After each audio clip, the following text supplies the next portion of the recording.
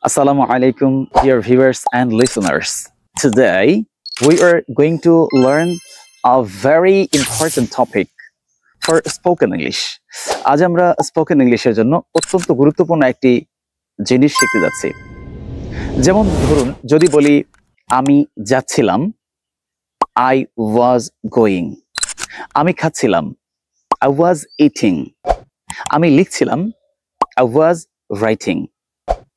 আমি খেলছিলাম, I was playing. আমি কথা বলছিলাম, I was talking. আমি কথা শুনছিলাম, I was listening.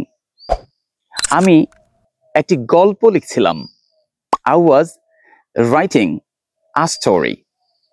আমি মাছ ধরছিলাম, I was catching fishes. আমি সাহায্য করছিলাম, I was helping. এভাবে আরো নতুন নতুন সেন্টেন্স তৈরি করতে পারবো। Thanks a lot for watching the video. To get the more video, just subscribe on Salim's Method.